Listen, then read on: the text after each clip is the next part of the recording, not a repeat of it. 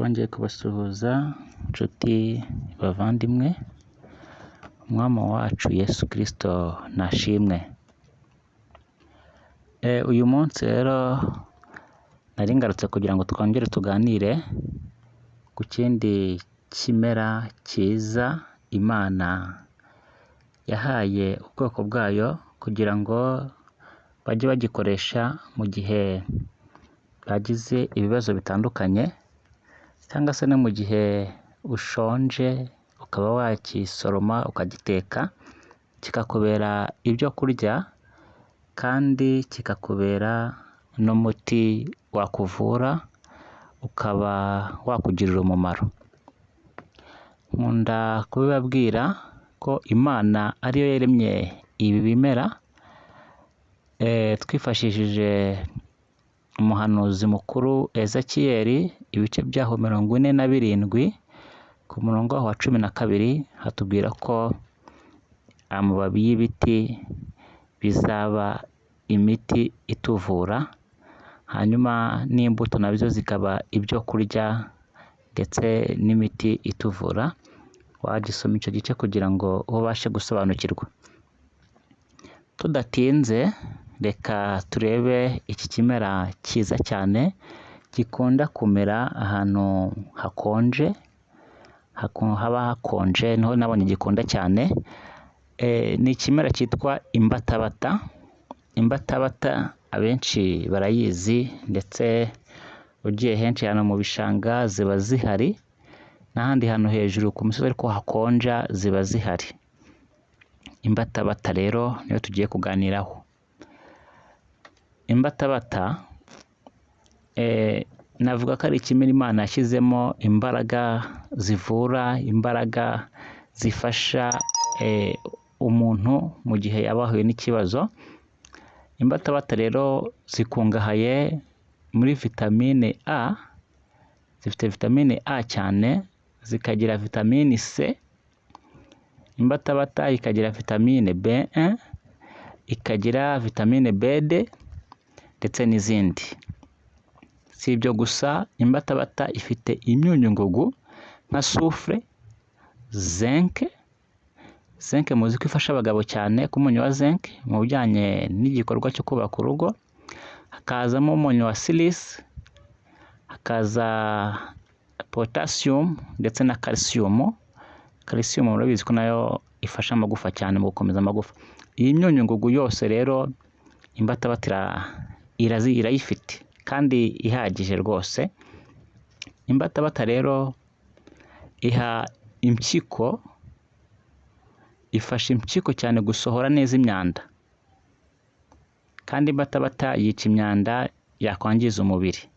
Kwa nimba impyiko zasohoye neza imyanda, urumva ko ubwo burwayi bw'impyiko ntaho wahurira na rubwo mu gihe ukoresha imbatabata. Imbatabata rero irwanya kwangirika kw'imyanya y'ubuhumekero. Imyanya y'ubuhumekero twavuga nk'ubwandu bwo mu kanwa n'ubwo mu muhogo. Imbatabata irabirwanya cyane mu gihe uyikoresha. Uburwayi bwo mu kanwa, mu muhogo, aho hose imbatabata irabirwanya cyane. Imbatabata rero zivurira imyanya y'ubuhumekero ku barwayi ba bronchite. Ufite bronchite yaba igitangira cyangwa imaze igihe, wakoresha imbatabata. Imbatabata yagufasha cyane mu gihe ufite ikibazo cya bronchite, yaba igitangira cyangwa se imaze igihe. Koresha imbatabata rwose bizagenda neza. No kuba ufite uburwayi bwa sima, fata imbatabata uyikoreshe, icyo kibazo nacyo imbatabata iragikemura. Tugiye wenda kwangirika ururenda rwo mu nzira z'ubuhumekero.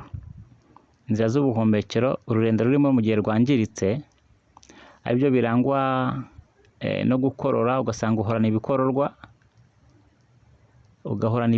kubera rwa rurenda rwo mu nzira z'ubuhumekero rwangiritse. Aho ngaho rero bishobora guturuka ku mpamvu zitandukanye, ariko ukoresheje imbatabata ibyo bibazo birakemuka. Imbatabata ku ndwara z'ubuhumekero irakomeye cyane. mu gihe urwaye ibicurane wakoresha imbatabata. Urwaye ibicurane rwose fata imbatabata uyikoreshe. Urwaye giripe fata imbatabata uyikoreshe. Ufite uburwayi bwa sinezite fata imbatabata uyikoreshe. Ufite ikirungurira gihoraho ugasanga buri gihe uhora n'ikirungurira, genda ushake imbatabata, icyo kibazo kirashira. Indwara zo mu muhogo zimaze igihe wakoresha imbatabata rwose. Imbatabata rero ishongesha ibikororwa byose bigashira, ikanabisohora. Irabishongesha ikagenda inabisohoramo. Ufite inkorora ya karande, ya nkorora yakubayeho akarande, urarukorora, uri gukorora, byaranze, fata iyi imbatabata uyikoreshe. Ifite imbaraga cyane ku ndwara z'ubuhumekero. Koresha rwose iyi mbatabata. Fata ufashe amazi arimo imbatabata ukayakaraza mu kanwa. Ukajya uyakaraza mu kanwa, birafasha cyane ku bantu baribwa mu binyigishi by'amenyo. Uribwa mu binyigishi by'amenyo, fata amazi arimo imbatabata, ugenda uyashyira mu kanwa, yakaragemo, yazunguzemo, biragufasha cyane kuri izo ndwara zo mu kanwa no mu binyigishi by'amenyo. Imbatabata rero isukura mu kanwa no mu muhogo, ikavanamo imyanda n'uburibwe. Ikibazo cyose uzagira mu kanwa cyangwa mu muhogo cyangwa mu ndwara z'ubuhumekero, koresha imbatabata, ibyo bibazo bizakemuka. Urumva ko imbatabata ni umuti mwiza w'inkorora na ya yindi yaba yakayi, ya nkorora yakaye. Imbatabata ni umuti wayo mwiza cyane.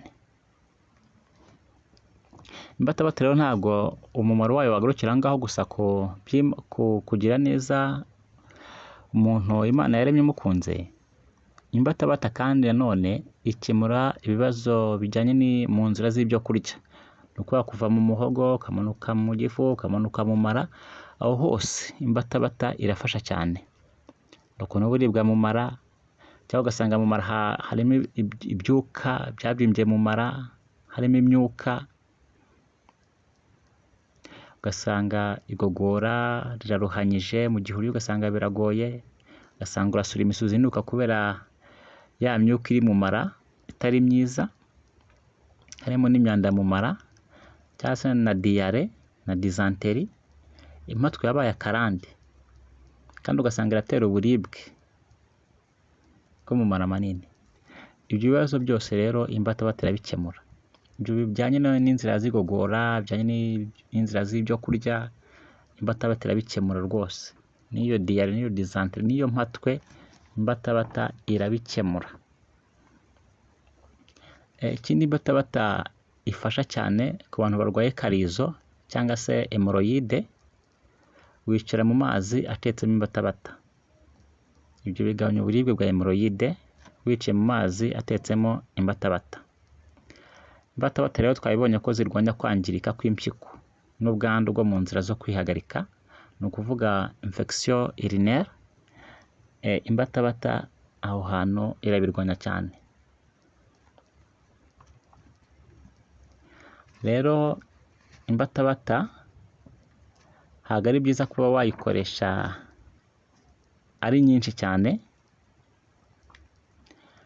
kuyikoresha mu rugero. Kandi imbatabata si byiza ku muntu utwite ko yayikoresha. Uramutse uyikoresha ari nyinshi cyane, irengeje urugero ishobora kugutera impiswi, cyangwa se igatuma n'imigendere y'amaraso mu mitsi ijya hasi, ugasanga ugize ikibazo cya hypotension. Ni byiza gukoresha imbatabata mu rugero. Kandi nanone ku bantu banyoye imiti myinshi cyane, myinshi, imbatabata irabafasha. Nimba waranyoye imiti myinshi cyane, wajya uteka imbatabata nk'imboga cyangwa ukayinywa, irabafasha cyane.